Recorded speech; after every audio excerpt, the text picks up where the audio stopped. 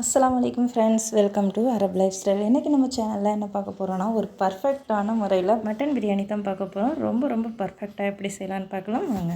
நான் ஒரு 3/4 kilo mutton எடுத்திருக்கேன். அதை நம்ம நல்லா வாஷ் பண்ணிவிட்டு நம்ம ஒரு குக்கரில் எடுத்துக்கலாம். 2 சுண்டு 24 கேரட்டுக்கு 3/4 கிலோ மட்டன் எடுத்துக்கிறோம். இப்போ ஸ்டவ்வில் வச்சுட்டு தண்ணி 2 டம்ளர் ஊற்றிக்கங்க. நனையிற அளவுக்கு இருக்கணும். நனையிற அளவுக்கு இருந்தால் தான் நல்லா இறைச்சி வேகும். தேவையான அளவு உப்பு ஆட் பண்ணிக்கோங்க. நெக்ஸ்ட்டு மிளகாத்தூள் 1/2 டேபிள் ஸ்பூன், மஞ்சத்தூள் 1/2 table spoon, next 1 table spoon இஞ்சி பூண்டு பேஸ்ட்டு. இது மட்டும்தான் நான் இதில் ஆட் பண்ணியிருக்கேன். தாளிப்பு எதுவுமே கிடையாது. வெறும் தண்ணியில் நம்ம போட்டு நம்ம வேக வச்சிட வேண்டியது தான். நான் ஒரு 6 விசில் விட்டேன். நெக்ஸ்ட்டு 5 மினிட்ஸ் அப்படியே சிம்மில் வச்சுட்டேன். இந்த ப்ராசஸை நான் நைட்டே செஞ்சு வச்சுட்டேன். ஏன்னா அப்போ தான் பிள்ளைங்களுக்கு காலையில் நம்ம டக்குன்னு பிரியாணி ரெடி பண்ணி கொடுக்க முடியும்னு சொல்லிவிட்டு லாஸ்ட்டாக நைட்டு படுக்க போகிற நேரத்தில் தான் இதை நான் ரெடி பண்ணினேன்.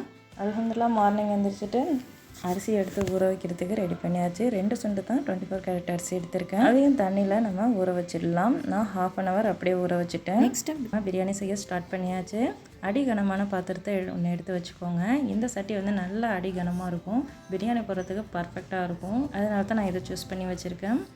இதில் ஆயில் ஆட் பண்ணிக்கோங்க. நான் ஒரு 3 டேபிள் ஸ்பூன் ஆயில் ஆட் பண்ணியிருக்கேன். நெக்ஸ்ட்டு 3 டேபிள் ஸ்பூன் நெய் ஆட் பண்ணியிருக்கேன். அப்போ தான் பிரியாணி நல்லா மணமாக இருக்கும். நெக்ஸ்ட்டு பட்டை, பூ, ஏலக்காய், இன்னொன்று அன்னாசி பூ, இதெல்லாம் நான் ஆட் பண்ணியிருக்கேன். நெக்ஸ்ட்டு ஸ்லைஸ் பண்ணி 6 வெங்காயத்தை வச்சுருக்கேன். அதையும் இதில் ஆட் பண்ணிக்கிறேன். நல்லா எண்ணெயிலே வதக்கிக்கோங்க. நல்லா கோல்டன் ப்ரௌன் வர வரைக்கும் நல்லா வதக்குங்க. ரொம்பவும் கருத்து போயிடக்கூடாது, இல்லைன்னா கசக்கும் பிரியாணி. பாருங்கள், நல்லா கோல்டன் ப்ரௌன் வந்துருச்சு. இந்த ஸ்டேஜில் பச்சை மிளகா 4 ஆட் பண்ணிக்கோங்க. இஞ்சி பூண்டு பேஸ்ட்டு 2 டேபிள் ஸ்பூன் ஆட் பண்ணிக்கோங்க. இப்போ நல்லா மிக்ஸ் பண்ணி விட்டுருங்க லோ ஃப்ளேமில் வச்சு. ஏன்னா அடி பிடிக்கக்கூடாது. இஞ்சி பூண்டோட பச்சை வாசனையும் நமக்கு போயிடணும். அந்த அளவுக்கு எண்ணெய் பிரிஞ்சு வர அளவுக்கு நல்லா வதக்கிக்கோங்க. நெக்ஸ்ட்டு 2 தக்காளி நல்லா பழமாக எடுத்து அதையும் ஆட் பண்ணிக்கோங்க. தக்காளி மசிகிறதுக்கு உப்பு ஆட் பண்ணிக்கோங்க. நான் எல்லாத்துக்குமே கல் உப்பு தான் ஆட் பண்ணியிருக்கேன். எண்ணெய் பிரிஞ்சு வர வரைக்கும் நல்லா வதக்கிக்கோங்க. அதான் நமக்கு ரொம்பவே இம்பார்ட்டன்ட். ஒரு ஸ்டெப்பாக தான் நம்ம எப்போவுமே பிரியாணி செய்யணும். ரொம்ப அவசரப்படக்கூடாது. மெயினாக வெங்காயம் மறுவறதுக்கு ரொம்பவே பொறுமையாக இருக்கணும். அப்போ தான் பிரியாணி நல்லா டேஸ்ட்டாக இருக்கும். எண்ணெய் நல்லா பிரிஞ்சு நல்லா வதங்கிடுச்சு தக்காளியும். இந்த ஸ்டேஜில் நம்ம என்ன செய்யணுன்னாக்கா, நைட்டு மட்டன் வேக வச்சுருந்தோம்ல, அந்த மட்டன் பீசஸ்லாம் எடுத்து இதில் ஆட் பண்ணிக்கலாம். ஏன்னா கொஞ்சம் ஹாஃபாக தான் அது வெந்திருக்கும். இன்னும் இதில் போட்டு தான் நம்ம நல்லா வேக வைக்க போகிறோம். பாருங்கள் எப்படி வெந்திருக்குன்னு சொல்லிவிட்டு எந்த பீசஸ் எல்லாத்தையும் அதில் ஆட் பண்ணியாச்சு. இப்போ ஒன்று ஆட் பண்ணி நல்லா எண்ணெயிலே வதக்கி விட்டுருங்க. நல்லா சுருள வதங்கணும். அதுவும் ரொம்ப இம்பார்ட்டன்ட். இப்போ நல்லா வதங்கிடுச்சு. இந்த ஸ்டேஜில் நம்ம Kashmir chilli powder 1 table spoon add பண்ணியிருக்கோம். நெக்ஸ்ட்டு சாதாரண chilli powder 1 table spoon add பண்ணியிருக்கோம். மஞ்சத்தூள் 1/2 டேபிள் ஸ்பூன் ஆட் பண்ணியிருக்கோம். நெக்ஸ்ட்டு கரம் மசாலா, சாதாரண கரம் மசாலா இருக்குல்ல, அது 3 டேபிள் ஸ்பூன் ஆட் பண்ணியிருக்கோம். இது மட்டும்தான் நம்ம பிரியாணிக்காக சேர்த்தது. வேறு எதுவுமே நம்ம சேர்க்கலை. மிளகு, ஜீரகம் எதுவுமே நம்ம சேர்க்கலை. இதை லோ ஃப்ளேமில் வச்சு நல்லா வதக்கி விட்டுருங்க. நல்லா வதக்கிட்டு தயிர் ஆட் பண்ணிக்கோங்க. நான் ஒரு 1/2 கப் தயிர் ஆட் பண்ணியிருக்கேன். தயிரோடு சேர்த்து மட்டனை நல்லா வதக்கி விட்டுருங்க. எண்ணெய் பிரிஞ்சு இப்பயும் நமக்கு ஒரு ஸ்டேஜ் கிடைக்கும். இந்த ஸ்டேஜில் நான் நெக்ஸ்ட்டு மச்பூஸ் மசாலா ஒரே 1 டேபிள் ஸ்பூன் ஆட் பண்ணிக்கோங்க. இப்போ நல்லா எண்ணெயிலே வதக்கி விட்டுருங்க. நல்லா வதங்கினோடனே நம்ம ஆல்ரெடி நம்ம எடுத்து வச்சுருக்கோம்ல மட்டன் வேக வச்ச தண்ணி, அந்த தண்ணியை இதில் ஆட் பண்ணிக்கோங்க. அது 2 டம்ளர் இருந்துச்சு. இன்னொரு டம்ளர் நான் எக்ஸ்ட்ரா ஆட் பண்ணியிருக்கேன். 2 கப் அரிசிக்கு 4 டம்ளர் தண்ணி ஊற்றணும். நான் 1 டம்ளர் கம்மியாக ஆட் பண்ணியிருக்கேன். ஏன்னாக்கா நான் அரை மணி நேரம் ஃபுல்லாக ஊற வச்சுட்டேன் அரிசியை. அதனால தான் நான் தண்ணியை மட்டும் கம்மி பண்ணிக்கிட்டேன். அப்போ தான் ஸ்டேஜ் நமக்கு கரெக்டாக இருக்கும், பர்ஃபெக்டாக வேகும். இந்த தண்ணி நல்லா கொதி வந்தோடனே தான் நம்ம லெமன் ஜூஸ் ஆட் பண்ணணும். நான் 1/2 லெமன் ஆட் பண்ணியிருக்கேன். இந்த ஸ்டேஜில் வாயில் வச்சு பாருங்கள், உப்புலாம் நல்லா கரெக்டாக இருக்கா அப்படின்னு சொல்லிட்டு. கொஞ்சம் தூக்கலாக இருந்தால் தான் பிரியாணிக்கு கரெக்டாக இருக்கும். பர்ஃபெக்டாக இருந்துச்சு எனக்கு. இந்த ஸ்டேஜில் மல்லியும் புதினாவும் ஒரு கைப்பிடி அளவுக்கு நான் போட்டுக்கிட்டேன்.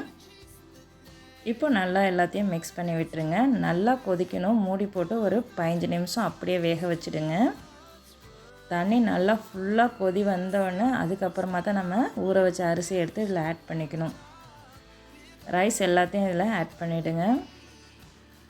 ஃபுல்லாக ஆட் பண்ணிவிட்டு நம்ம ஒரு மைல்டாக ஒரு கிண்டி விட்டுருங்க. எனக்கு அப்போ தான் அரிசி உடையாமல் இருக்கும். 24 கேரட் அரிசி எப்போவுமே உடையாது. பாசுமதி ரைஸ் தான் உடஞ்சி போகும். அதில் கொஞ்சம் கேர்ஃபுல்லாக இருங்க.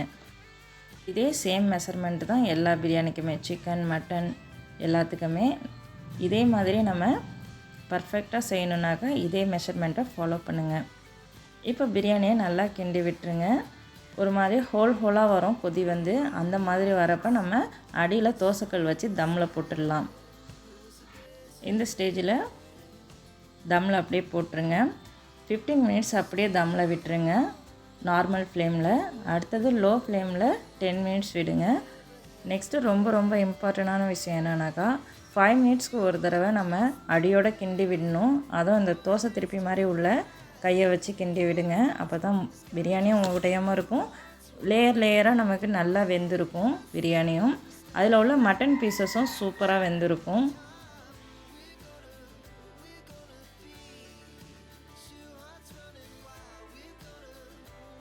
பிள்ளைங்களுக்கு ஸ்கூல்லேயே டைம் டேபிள் கொடுத்துருக்காங்க. ஃப்ரைடே அன்னைக்கு மட்டன் பிரியாணி, சிக்கன் பிரியாணி இந்த மாதிரி தான் கேட்பாங்க. அதில் வந்து டைம் டேபிளில் பிரியாணினே எழுதியிருக்கும். அதனால் ஏதாச்சும் ஒன்று செஞ்சு கொடுக்குறது. காலையிலே செய்யும் போது மட்டன் பிரியாணிக்கு மட்டும் நைட்டு கொஞ்சம் ரெடி பண்ணி வச்சுடுவேன். சிக்கன் பிரியாணிக்கு காலையில் எழுந்திரிச்சு தான் ரெடி பண்ணி கொடுப்பேன். அப்போ தான் கொஞ்சம் ஈஸியாக இருக்கும். சேம் ப்ரொசீஜர்லேயே சிக்கன் பிரியாணியை நம்ம செய்யலாம். ஆனால் நைட்டே நம்ம ரெடி பண்ண வேணாம். காலையில் எழுந்திரிச்சு அதுலேயே நம்ம பிரியாணி போட்டுடலாம். தனியாக வேக வச்சுலாம் எடுக்க வேணாம். என்னோடய லைஃப் ஸ்டைல் உங்களுக்கு பிடிச்சிருந்தா கண்டிப்பாக லைக் பண்ணுங்கள், சப்ஸ்கிரைப் பண்ணுங்கள், மறக்காமல் சப்போர்ட் பண்ணுங்கள். தேங்க்யூ ஃபார் வாட்சிங். அஸ்ஸலாமு அலைக்கும்.